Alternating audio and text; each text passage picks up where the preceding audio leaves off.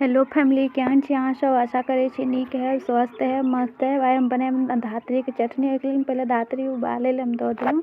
धात्री उबालि कऽ हम निकालि देलहुँ। देख सकै छी हमर धात्री कतेक सुन्दर सब सिद्ध भेल छै।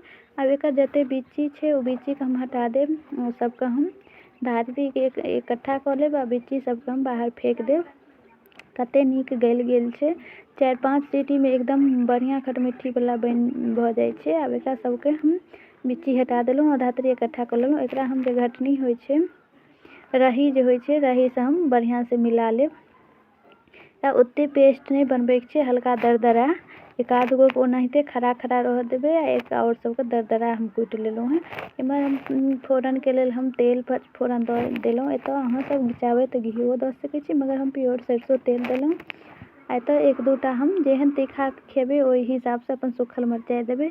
हम 2-3टा सूखल मिरचाइ देलहुँ, पचफोरन देलहुँ और तेजपात देलहुँ और कनि बहुत कम हींग देलहुँ। आइ बहुत ही सुन्दर धात्रीके चटनी बनत, किएकि मौसममे एखन तऽ बहुत ज़्यादा धात्री सब हाट पेठिया मार्केट सबमे भेटैत रहै छै, मगर हम अपन गाछके धात्रीके बनबै छी। हमर धात्री बहुत छोट छोट छलै, बहुत ही खट्टावला छै। आब हमर फोरन बढ़िआँसँ चटकि गेल। आब जे हम धात्रीके कुटिके रखने छलहुँ ओ सब दऽ देब। आब एकरा कनि देर हम भूजब, बेसी देर नहि। एकरा हमेशा चलबैत रहबै, नहि तऽ ई लागि जाइ छै। पानि तानिके कोनो जरूरत नहि छै। आब हम स्वाद अनुसार नमक दऽ देब, किएकि चटनीमे हल्का नमको पड़ै छै तखन ओ खट्टा मीठा होइ छै।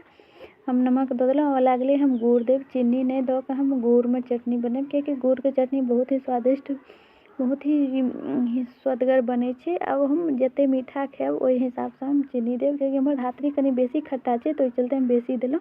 आब पानि नहि दैके छै, वएह गुड़ जे पिघलतै तऽ वएहमे हमर चटनी तैयार भऽ जाएत। देख सकै छी कतेक सुन्दर हमर गुड़ सब पिघलि गेल। आब कतेक बढ़िआँसँ हम धात्रीमे मिल गेल। एक-एकटा जे दाना सन छलै जे खड़ा खड़ा रखने छलहुँ ओ जे और स्वाद बढ़बै छै। देख सकियौ जे हमर धात्रीके चटनीके कलर कतेक सुन्दर भऽ गेलै। ई रोटी सङ्गे खाइमे बहुत ही मस्त लागै छै। अहाँसब हमर प्रोफाइलपर जे वीडियो नीक लागैत है तऽ लाइक शेयर कमेंट करब। और वीडियो नीक लागल है तऽ जे आदमी हमर चैनल सब्सक्राइब नहि केने छी तऽ ओ चैनल सब्सक्राइब कऽ लेब। आ वीडियो नीक लागैत है तऽ शेयरो कऽ देब।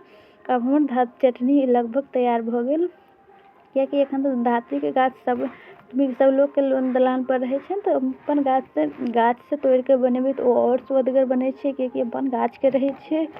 और ओना तऽ एखन मार्केटो सबमे ठण्डाके मौसममे धात्री बहुत ही फायदेमंद होइ छै। धात्री तऽ हमेशा हर आदमीके खाइएके चाही। ई चटनी अहाँ बनाके 10 दिन तक राखि सकै छी, ई खराब नहि हैत, किएकि बहुत बढ़िआँ। एहिमे पानि तनिको नहि देल छै।